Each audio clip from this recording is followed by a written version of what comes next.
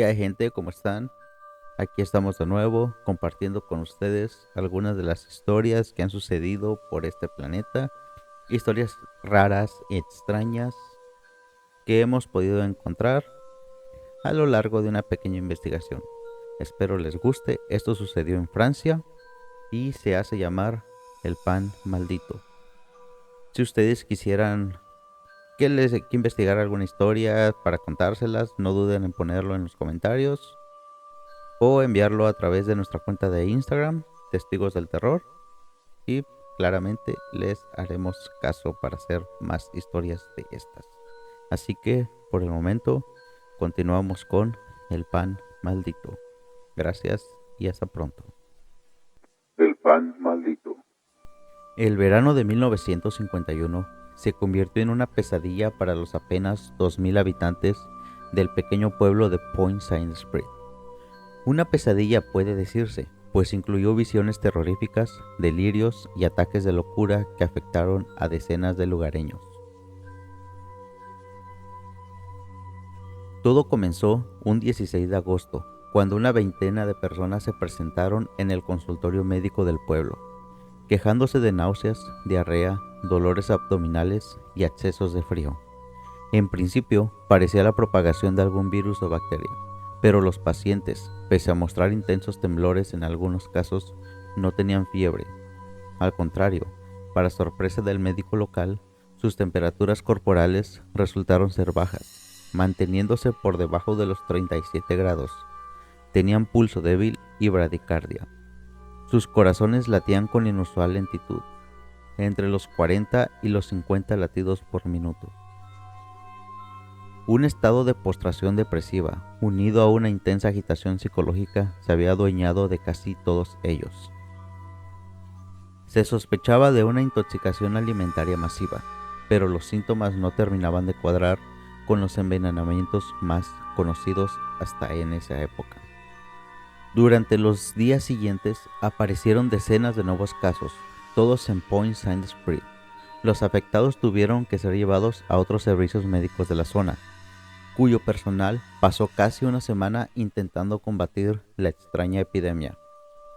Algunos afectados, aunque pocos, murieron los primeros días. Según los informes médicos, fallecieron por colapso cardiovascular entre espasmos musculares. Eran personas de edad avanzada o con afecciones de salud previas, como una mujer que padecía hipertiroidismo.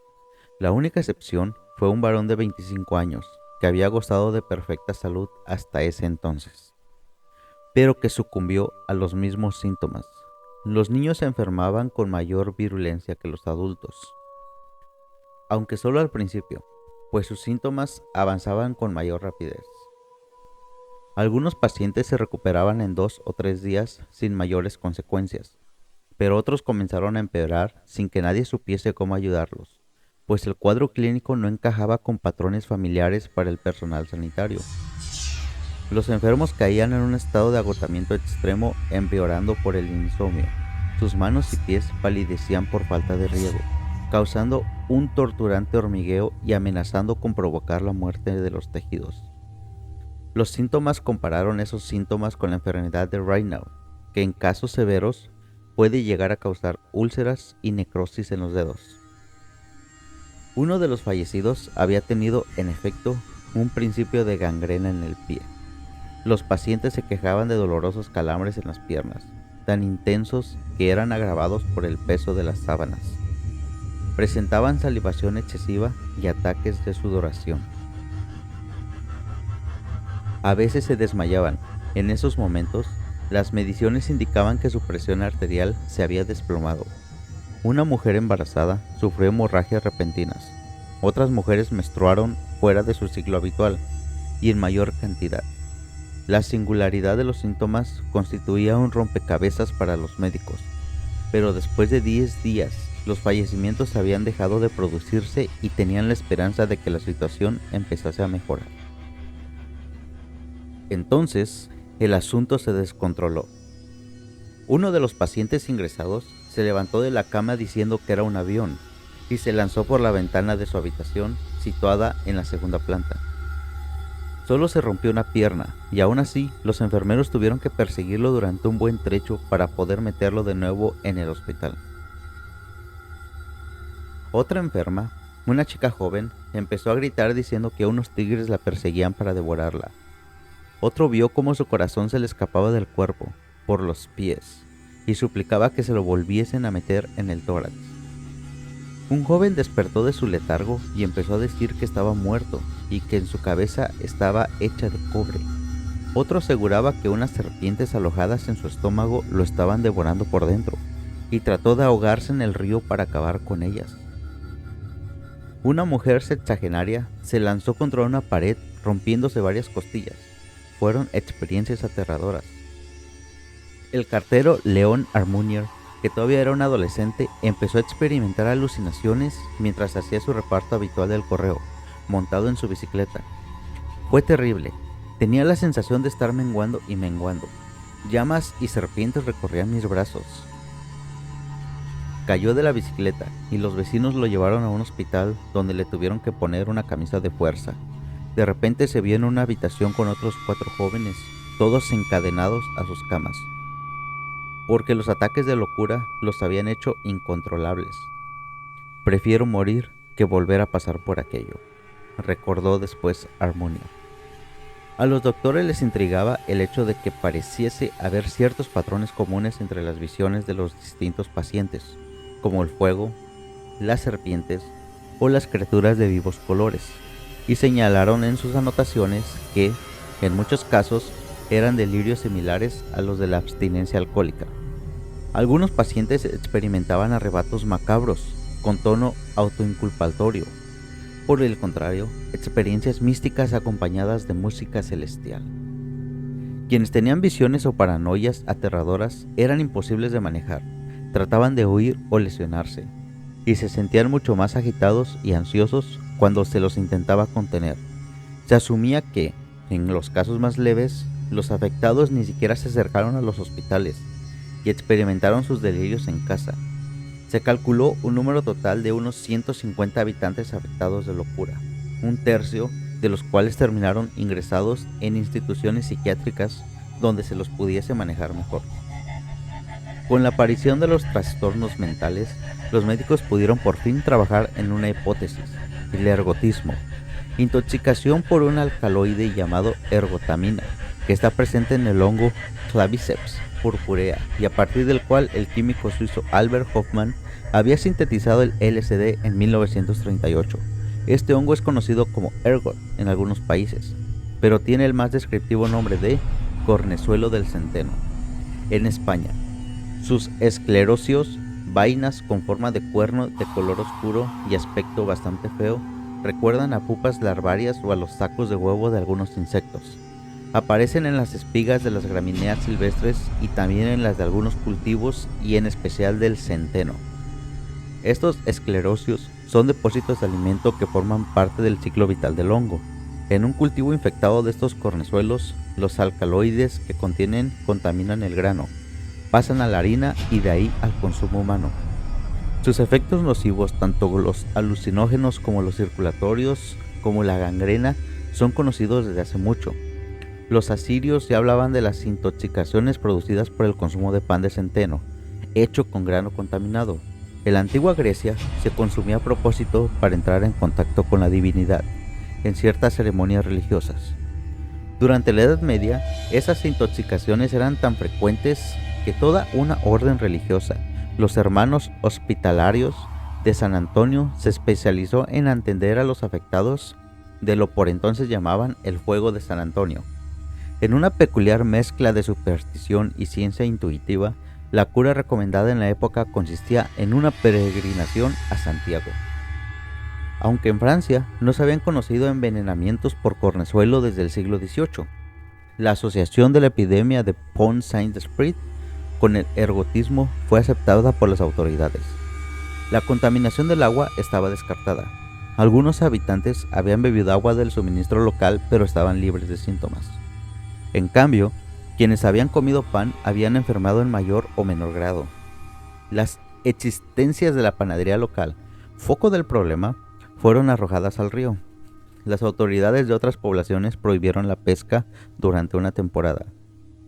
El suceso, que empezó a ser conocido como la Semana del Pain Maudit, el pan maldito, provocó una oleada de ansiedad en Francia, donde se temían nuevos envenenamientos. A mediados de septiembre de aquel mismo año, la prestigiosa revista British Medical Journal repasó con detenimiento los informes clínicos y dictaminó que el cornezuelo había sido el responsable de aquellas semanas de pesadilla, aunque las habladurías sobre otras posibilidades habían comenzado ya por entonces. Empezando por el juez de instrucción que se encargó del caso, no levantó acusación formal contra nadie. Los investigadores tenían claro que el panadero del pueblo había usado harina contaminada sin saberlo, y llegó a afirmar que veía indicios para sugerir que la partida de harina hubiese sido contaminada a propósito, con una forma muy dañina de cornezuelo sintético. Esto es, algo similar al ácido lisérgico. El propio Albert Hofmann, descubridor del LSD, se interesó por el suceso y se preguntó si la sustancia podía haber sido empleada para realizar un experimento a costa de la población local. Sin embargo, al saber de los efectos secundarios circulatorios, renales y de otra índole, afirmó que ninguno de esos efectos aparecía con el consumo del alucinógeno sintético y que casaba mejor con los testimonios históricos sobre el cornezuelo. Hizo notar que en Estados Unidos se habían realizado experimentos donde voluntarios comían pan que contenía LSD. Los efectos se habían limitado a lo psicológico y ninguno había sufrido hemorragias, espasmos, trastornos gastrointestinales ni sanguíneos, ni principios de gangrena. 2 años después del suceso de Point Saint Esprit, el bacteriólogo estadounidense Frank Olson se aventó arrojándose desde la 10ª planta de un hotel neoyorquino, empleado de la CIA. Había sufrido una crisis nerviosa provocada, al parecer, por la culpabilidad. Había participado en programas de desarrollo de armas químicas y biológicas, lo cual lo había conducido a un estado depresivo. Sus superiores, al ver su estado anímico, lo habían enviado a recibir tratamiento con un médico llamado Harold Abramson. Dato curioso, Abramson ni siquiera era psiquiatra, sino pediatra y alergólogo. Aquella sorprendente elección de terapeuta quedó explicada casi 2 décadas más tarde, en 1975. Cuando la llamada Comisión Rockefeller investigó las actividades de la CIA y sacó a la luz siniestros diseños de técnicas de manipulación mental, como por ejemplo el proyecto MK Ultra, que había incluido experimentos ilegales con grupos de personas que no habían dado su consentimiento o ni siquiera sabían que eran objeto de pruebas químicas: presos, pacientes mentales, drogadictos, vagabundos y prostitutas, pero también militares, médicos, agentes y funcionarios públicos. Una de esas personas drogada para comprobar sus reacciones habría sido Frank Olson. Días antes de arrojarse desde una ventana, el Dr. Abramson le había dado LSD sin decírselo, y Abramson en secreto trabajaba en las investigaciones del MK Ultra. Los familiares de Olson, al enterarse de esto, demandaron al gobierno estadounidense, aunque retiraron la acusación a cambio de $750,000 y la disculpa pública de la Casa Blanca y la dirección de la propia CIA. Estos descubrimientos provocaron que periodistas e investigadores recordasen los sucesos de Point Saint Esprit.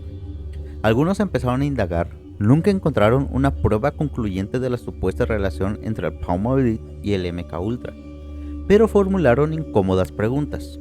El reportero estadounidense Hal Albarelli publicó un libro en el que se aseguraba haber repasado los documentos de la CIA, puestos a disposición del público por la Ley de Libertad de Información estadounidense, en los que antiguos agentes mencionaban el secreto de Point Saint Esprit. Sugiere, aunque sin pruebas, que el autor de la supuesta operación de Point Saint Esprit pudo haber sido el químico, militar y agente de la CIA Sidney Goldie, el mismo que había sugerido rociar con LSD a Fidel Castro para volverlo loco. Otro ejemplo de voz discordante con la versión oficial es más sorprendente, pues procede de un historiador gastronómico, Stephen Kaplan, estadounidense, que está especializado en la historia de la cocina francesa y de manera más específica en la historia del pan francés, ámbito donde se le considera el mayor experto. Kaplan también publicó un libro donde señalaba su extrañeza ante el hecho de que un solo saco de harina utilizado por una sola panadería hubiese sido contaminado por cornezuelo, mientras que en ningún otro lugar de la región se produjeron intoxicaciones. Solo se tiene por certeza que es muy poco probable que el proyecto MK Ultra haya participado en este incidente. Las fechas no coinciden del todo, ya que esto sucedió en el año de 1951 y el proyecto MK Ultra inició 2 años después, 1953. Nadie sabe con exactitud qué sucedió en ese hasta entonces tranquilo pueblo. La delgada línea entre la sospecha y la conspiranoia es muy delgada. En Point Saint Esprit, como en todo el país, el asunto permanece vivo en el recuerdo. Cada cierto tiempo aparecen nuevas hipótesis. Desde el punto de vista médico, el ergotismo es lo que mejor encaja, pero es difícil explicar que una única panadería tuviese harina contaminada tras 2 siglos de cultivos limpios y que no se produjese ni un solo caso en otra localidad. Cada cual tendrá su propia explicación sobre lo que fue, sin duda, uno de los acontecimientos más extraños del siglo XX. Muchas gracias, gente, por estar aquí conmigo, checando y leyendo y escuchando esta increíble historia del pueblo de Point Saint Esprit. Espero les haya gustado y nos vemos en la siguiente historia, leyenda o lo que les traiga de investigación. Así que nos vemos para la próxima y hasta luego.